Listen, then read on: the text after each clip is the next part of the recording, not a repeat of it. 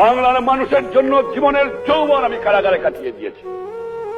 এ মানুষের দুঃখ দেখলে আমি পাগল হয়ে যাই। কাল যখন আমি আসতেছিলাম ঢাকা থেকে, এত দুঃখের মধ্যে না খেয়ে কষ্ট পেয়েছে, গায়ে কাপড় নাই, কত অসুবিধার মধ্যে বাস করতেছে। হাজার হাজার লক্ষ লক্ষ লোক দুপাশে দাঁড়িয়ে আছে আমাকে দেখবার জন্য।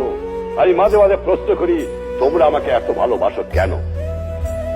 কিন্তু সেই দুঃখী মানুষ দিন ভরে পরিশ্রম করে, তাদের গায়ে কাপড় নাই, তাদের পেটে খাবার নাই, তাদের বাসস্থানে বন্দোবস্ত নাই, লক্ষ লক্ষ বেকার।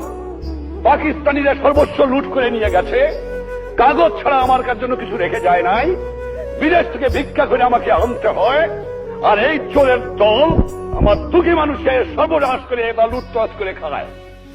আমি শুধু এমার্জেন্সি দেই নাই, এবার আমি প্রতিজ্ঞা করেছি, যদি প্রতি বছর এই পাকিস্তানি জালেমদের মধ্যে জিন্না থেকে আরম্ভ করে গোলাম মোহাম্মদ, চৌধুরী মোহাম্মদ আলী, আইয়ুব খান, এইয়া খানের মধ্যে বুকের পর চান করে সংগ্রাম করে থাকতে পারি, আর আমার 30 লক্ষ লোকের জীবন দিয়ে স্বাধীনতা অর্জন করতে পারি, তাহলে পারবো না? নিশ্চয়ই ইনশাআল্লাহ পারবো। এই বাংলার মাটির থেকে এই দুর্নীতিবাদ, এই ঘুষখোর, এই মুনাফাখোরি, এই চোরাচালানকে নির্মূল করতে হবে। আমিও প্রতিজ্ঞা নিয়েছি, তোমরাও প্রতিজ্ঞা নাও, বাংলার জনগণও প্রতিজ্ঞা গ্রহণ করো।